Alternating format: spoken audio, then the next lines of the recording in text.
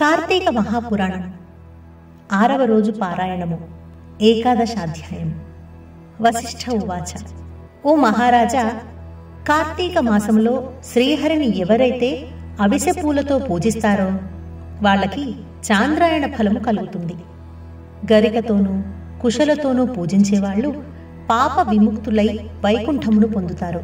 చిత్రవర్ణ వస్త్రాన్ని శ్రీహరికి సమర్పించిన వాళ్ళు మోక్షమును పొందుతారు. కార్తీక స్నానాచరణమును చేసి విష్ణు సన్నిధిన దీపమాలిక నుంచేవాళ్లు, వైకుంఠ పురాణ పాఠకులు, శ్రోతలు కూడా విగత పాపులై పరమపదాన్ని చేరుతారు. ఇందుకు ఉదాహరణగా వినినంత మాత్రాననే సర్వ పాపాలను సమయింపచేసేది, ఆయురారోగ్యదాయిని అయిన ఒక కథను వినిపిస్తాను, వినుము. మందరోపాఖ్యానము. కళింగ దేశీయుడైన మంధరుడు అనే ఒకానొక బ్రాహ్మణుడు స్నాన సంధ్యావందనాదులను అన్నింటినీ విసర్జించి పరులకు కూలిపని చేస్తూ ఉండేవాడు. అతనికి పతివ్రత, సర్వ సాముద్రికాది శుభలక్షణ సంపన్న, సద్గుణ సముచ్చయము చేత సుశీల అని పిలువబడే భార్య ఉండేది. భర్త ఎంత దుర్మార్గుడైనా కూడా అతని యందు రాగమే తప్ప ద్వేషము లేనిదై పాతివ్రత్య నిష్ఠాపరురాలై ఉండేది. కొన్నాళ్ల తర్వాత కూలితో జీవించడం కష్టమని భావించిన మంధరుడు వనగతుడై ఖడ్గపాణి అయి దారులు కాసి బాటసారులను కొట్టి వారి నుండి ధనమును అపహరిస్తూ కాలం గడపసాగాడు. ఆ దొంగ సొత్తును ఇరుగు పొరుగు దేశాలకు తీసుకుని పోయి అమ్మి ఆ సొమ్ముతో కుటుంబ పోషణ చేసేవాడు. ఒకసారి దొంగతనానికై దారి కాసి ఉన్న మంధరుడు బాటసారి అయిన ఒకానొక బ్రాహ్మణుడిని పట్టుకొని అక్కడి మర్రి చెట్టుకు కట్టివేసి ఆ బాపని ద్రవ్యాన్నంతను అపహరించేశాడు. ఇంతలో అటుగా వచ్చిన పరమ క్రూరుడైన ఒక కిరాతకుడు దోచుకొనిన మంధరుడిని, దోచుకోబడి బంధితుడై ఉన్న బ్రాహ్మణుడిని ఇద్దరినీ కూడా చంపివేసి ఆ ద్రవ్యాన్ని తాను హరించుకోపోబోయాడు. కాని అదే సమయానికి అక్కడి కిరాత మంధర బ్రాహ్మణుల నుండి వచ్చే నరవాసనను పసిగట్టిన చేరువ గుహలోని పెద్ద పులి గాండ్రుమంటూ వచ్చి కిరాతకునిపై పడింది. పులి తన పంజాతోనూ, కిరాతకుడు ఖడ్గంతోనూ ఒకరినొకరు ప్రహరించుకున్నారు. ఆ జగడంలో పులి, కిరాతకుడు కూడా ఏకకాలంలో మరణించారు. ఆ విధముగా మరణించిన విప్ర, మంధర, వ్యాఘ్ర, కిరాతక జీవులు నలుగురు యమలోకమును చేరి కాలసూత్రమనే నరకాన్ని పొందారు. యమకింకరులు ఆ నలుగురిని పురుగులు, అమేధ్యముతో నిండి ఉన్న తప్త కూపంలో పడవేశారు. ఇక భూలోకంలో భర్త మరణవార్త తెలియని మంధరుని భార్య అయిన సుశీల నిత్యం భర్తృధ్యానాన్నే చేస్తూ ధర్మవర్తనతో, హరిభక్తితో, సజ్జ సాంగత్యముతో జీవించసాగింది. ఒకనాడు నిరంతర హరినామ సంకీర్తన తత్పరుడు, సర్వులయందున భగవంతుని దర్శించువాడు, నిత్యానంద నర్తనుడు అయిన ఒకానొక యతీశ్వరుడు ఈ సుశీల ఇంటికి వచ్చినాడు. ఆమె శ్రద్ధాభక్తులతో అతనికి భిక్ష వేసి, అయ్యా, నా భర్త కార్యార్థి అయి వెళ్లి ఉన్నాడు, ఇంటలేడు, నేను ఏకాకినై ఆయన ధ్యానములోనే కాలమును గడుపుచున్నాను అని విన్నవించుకుంది. అందులకయ్యతి, అమ్మాయి, ఆవేదన వలదు. ఇది కార్తీక పూర్ణిమ మహాపర్వదినము. ఈరోజు సాయంకాలము నీ ఇంట పురాణ పఠన శ్రవణాదులను ఏర్పాటు చేయి. అందుకుగాను ఒక దీపము చాలా అవసరము. దీపానికి తగినంత నూనె నా దగ్గర ఉంది. నీవు వత్తిని, ప్రమిదను సమర్పించినట్లయితే దీపమును వెలిగించవచ్చును అని సలహా ఇచ్చాడు. ఆ యతిశ్రేష్ఠుని మాటలను అంగీకరించి సుశీల తక్షణమే గోమయముతో ఇల్లంతా చక్కగా అలికి పంచరంగుల ముగ్గులను పెట్టినది. ప్రత్తిని పరిశుభ్రపరిచి 2 వత్తులను చేసి యతీశ్వరుని వద్ద నూనెతో వాటిని వెలిగించి శ్రీహరికి సమర్పించినది. యతి ఆ దీపసహితముగా విష్ణువును పూజించి మనశ్శుద్ధి కోసం పురాణ పఠనమును ఆరంభించారు. సుశీల పరిసరాల ఇండ్లకు వెళ్లి వారందరినీ పురాణ శ్రవణానికి ఆహ్వానించినది. అందరి నడుమ తాను కూడా ఏకాగ్రచిత్తయై ఆ పురాణాన్ని విన్నది. అనంతరము ఆమెకు శుభాశీస్సులను అందించి యతీశ్వరుడు వెళ్లిపోయాడు. నిరంతర హరి సేవనము వలన క్రమక్రమముగా ఆమె జ్ఞాని అయి తదుపరిని కాలధర్మము చెందినది. తత్క్షణమే శంఖ చిత్రాంకితులు, చతుర్బాహులు, పద్మాక్షులు, పీతాంబరధరులు అయిన విష్ణుదూతలు నందనవన సుందర మందారాది సుమాలతోనూ రత్న మౌక్తిక ప్రవాళాదులతోనూ నిర్మించిన మాలికాంబరాభరణాలంకృతమై ఉన్న దివ్య విమానాన్ని తెచ్చి సుశీలను అందు అధిరోహింపజేసి వైకుంఠానికి తీసుకుపోసాగారు. అందులో వెళుతూ ఉన్న సుశీల మార్గ మధ్యములోని నరకములో మరి 3 జీవులతో కలిసి బాధలు పడుతూ ఉన్న తన భర్తను గుర్తించి విమానాన్ని ఆపించి తత్కారణమేమిటో తెలుపవలసిందిగా విష్ణు పారిషదులను కోరింది. అందుకు వారు, అమ్మా, నీ భర్త అయిన ఆ మంధరుడు విప్రకుల సంజాతుడైనప్పటికీ కూడా వేదాచారాలను విసర్జించి కూలి అయి మరికొన్నాళ్లు దొంగయ్యి దుర్మార్గ ప్రవర్తనల వలన ఇలా నరకాన్ని అనుభవిస్తున్నాడు. అతనితో బాటే ఉన్న మరొక బ్రాహ్మణుడు మిత్రద్రోహి. మిత్రుడొకరిని చంపి అతని ధనముతో పరదేశాలకు పారిపోబోతూ నీ భర్త చేత బంధితుడయ్యాడు. అతగాడి పాపాలకు గాను అతడు నరకము పొందాడు. 3వవాడు కిరాతకుడు. బంధితుడైన ఆ బ్రాహ్మణుడిని నీ భర్తను కూడా చంపివేసిన పాపానికి గాను ఇతడు నరకాన్ని చేరవలసి వచ్చినది. ఇక ఆ 4వ జీవి ఒక పులి. ఆ పులి అంతః పూర్వజన్మలో ద్రావిడ బ్రాహ్మణుడై ఉండి ద్వాదశి నాడు భక్ష్యాభక్ష విచక్షణ రహితుడై ఆచరించిన తైలాదిక భోజనాదుల వలన నరకమును పొంది పులిగా పుట్టి ఈ కిరాతకునితోడి జగడంలో అతనితో బాటే నరకాన్ని చేరాడు. ఈ 4 నరకయాతనలకు కారణాలు ఇవే తల్లి అని చెప్పారు. ఆ మీదట సుశీల విష్ణుదూతలను చూసి ఏ పుణ్యము చేసినట్లయితే వాళ్ళకా నరకము తప్పుతుందో చెప్పుడని కోరగా, వైష్ణవులు కార్తీక మాసములో నీ చేత ఆచరింపబడిన పురాణ శ్రవణ ఫలితాన్ని ధారబోయడం వలన నీ భర్త, పురాణ శ్రవణార్థమై నువ్వు ఇంటింటికి వెళ్లి ప్రజలను పిలిచిన పుణ్యము ధారబోయడం వలన మిత్రద్రోహి అయిన ఆ బ్రాహ్మణుడు, ఆ పురాణ శ్రవణార్థమై నువ్వు సమర్పించిన 2 వత్తుల పుణ్యమును చెరిసగముగా ధారపోయడం వలన కిరాత వ్యాఘ్రాలు నరకము నుంచి ముక్తిని పొందుతారు అని పలికారు. అలా వాళ్ళు చెప్పినదే తడవుగా సుశీల ఆయా విధాలుగా తన పుణ్యాలను వారికి ధారపోయడంతో ఆ 4 నరకము నుండి విముక్తులై దివ్య విమానారూఢులై సుశీలను వివిధ విధాలుగా ప్రశంసిస్తూ మహాజ్ఞానులు పొందే ముక్తి పదానికే తీసుకుపోబడ్డారు. కాబట్టి ఓ జనక మహారాజా, కార్తీక మాసములో చేసే పురాణ శ్రవణం వలన హరిలోకమును తప్పనిసరిగా పొందుతారని తెలుసుకో. 11వ సమాప్తః.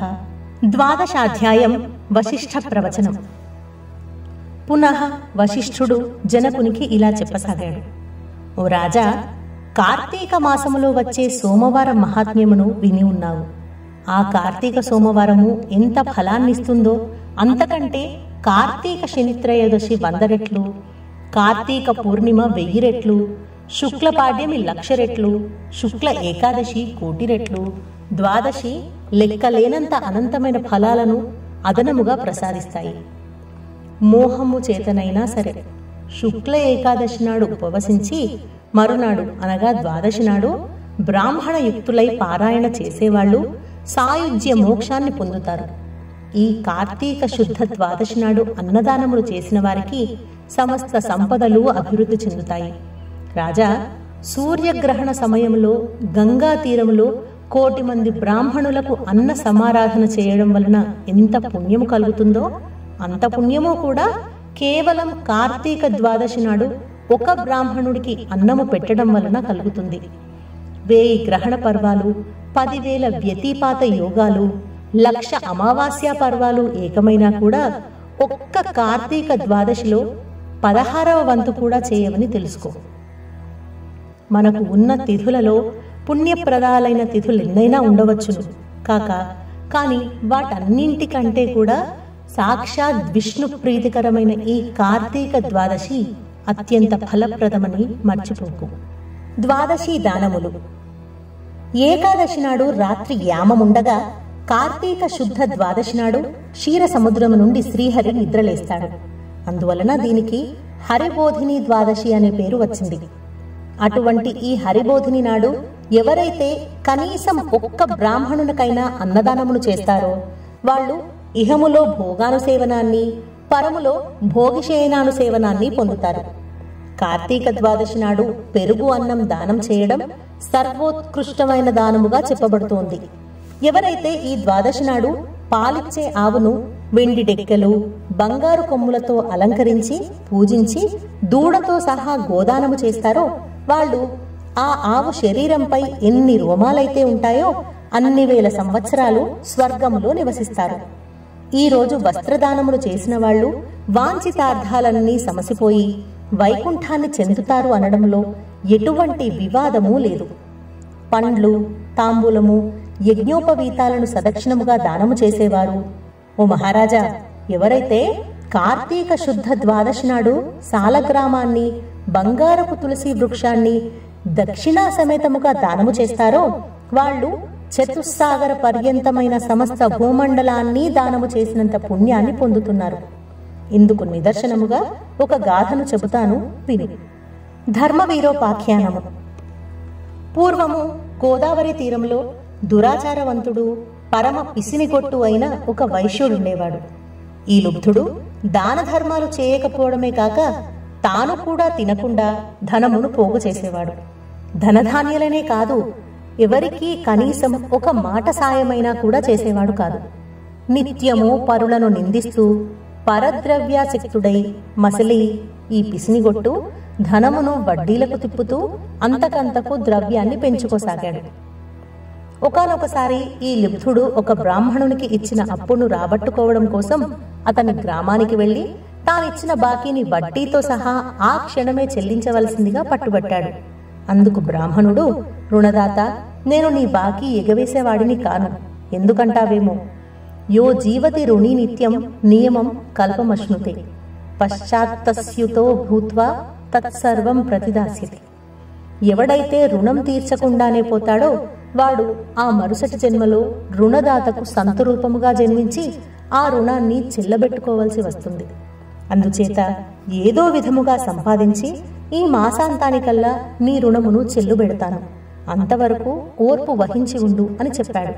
ఆ బ్రాహ్మణ వచనాలను పరాభవ వాక్కులుగా భావించిన లుబ్ధుడు కినిసి, ఓ, నీ కబుర్లు నా దగ్గర కాదు, నీ బాకీ వసూలు కోసం నెల్లాళ్లాగే సమయం నాకు లేదు, మర్యాదగా ఇప్పుడే ఇయ్యి, లేదా ఈ కత్తితో నిన్ను నరికి వేస్తాను అని అన్నాడు.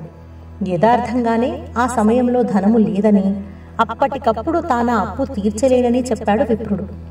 మరింత మండిపడిన ఆ పిసినారి బ్రాహ్మణుడిని జుట్టు పట్టుకుని లాగి నేలకు పడత్రోసి కాలితో తన్ని అప్పటికీ కోపం తీరక కత్తితో ఒక వ్రేటు పెట్టాడు.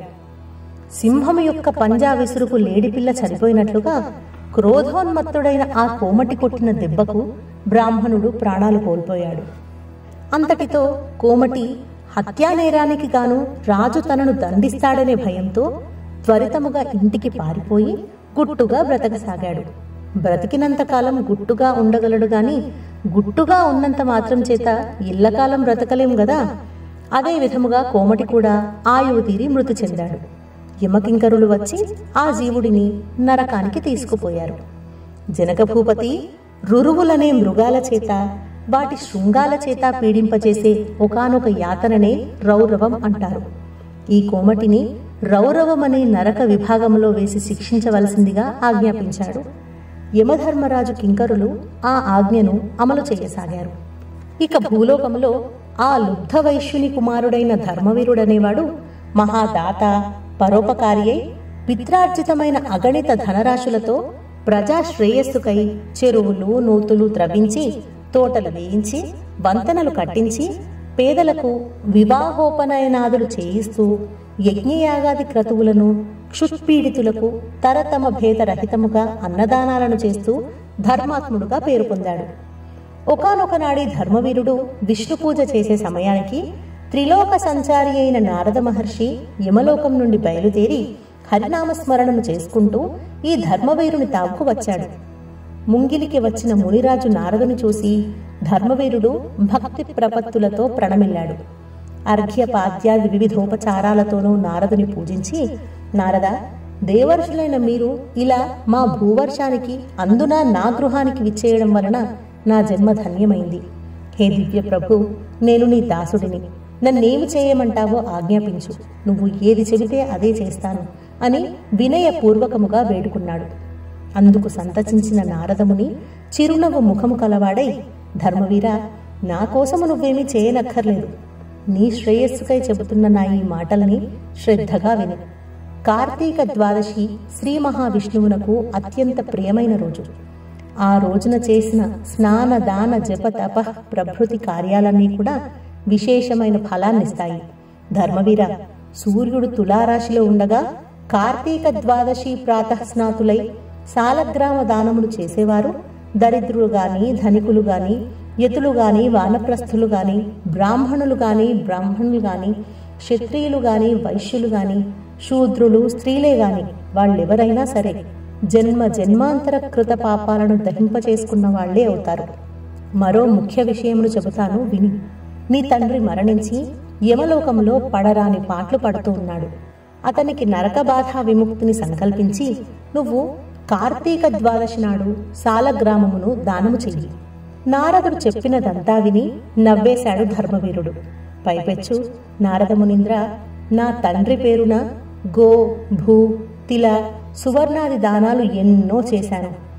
వాటి వల్ల వెలువరించబడని నరకయాతన కేవలం సాలగ్రామమనే పేరు కలిగిన రాతిని దానము చేస్తే సాధ్యమవుతుందా?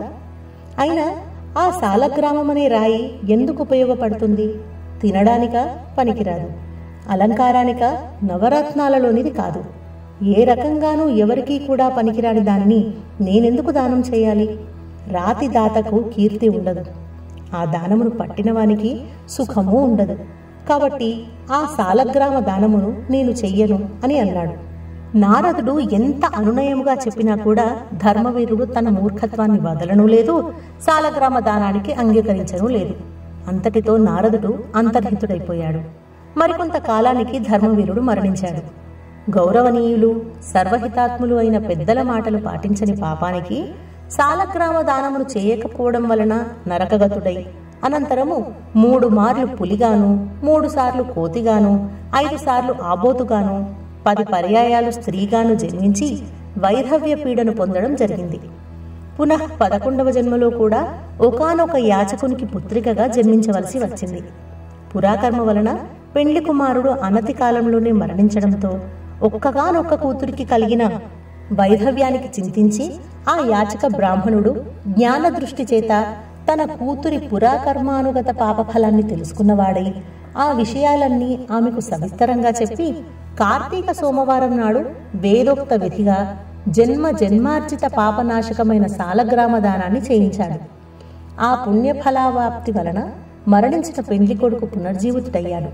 ఆ దంపతులు ఇహ జీవితాన్ని ధర్మ కామ సౌఖ్యాలతో గడిపి కాలాంతరం స్వర్గమును చేరి పుణ్యఫలానుభవాప్తులయ్యారు. తదుపరి ధర్మవీరుడు 23వ జన్మగా ఒక బ్రాహ్మణుని ఇంట శిశువుగా పుట్టి పూర్వజన్మలో చేసిన మహత్వపూర్వక సాలగ్రామదాన పుణ్య విశేషం వలన జ్ఞాని అయి ప్రతివర్ష ప్రయుక్త కార్తీక సోమవార పర్వదినాలలో సాలగ్రామదానాన్ని ఆచరిస్తూ ఆ పుణ్యఫలముగా మోక్షప్రాప్తుడయ్యాడు. ఇతగాడి సాలగ్రామదాన మహాపుణ్యం వలన రౌరవగతుడైన ఇతని తండ్రి కూడా నరకము నుండి విముక్తుడయ్యాడు. కాబట్టి జనక మహారాజా, కార్తీక మాసములో సాలగ్రామ దానము చేత విష్ణువు సంప్రీతుడై విశేష పుణ్యాన్ని కల్పిస్తాడని ధృవపరచుకో. ఎంతటి పాపానికైనా సరే కార్తీక మాసంలో సాలగ్రామ దానములు చేయడమే సర్వోత్తమమైన ప్రాయశ్చిత్తము. ఇంతకు మించిన ప్రాయశ్చితము మరొకటి లేదు. ఇది ఎంత మాత్రము అతిశయోక్తి కాదు అని చెప్పాడు. ఏవం శ్రీ స్కాంద పురాణాంతర్గత కార్తీక మహాత్మ్యే 11-12 11-12 అధ్యాయములు 6వ రోజు పారాయణము సమాప్తం.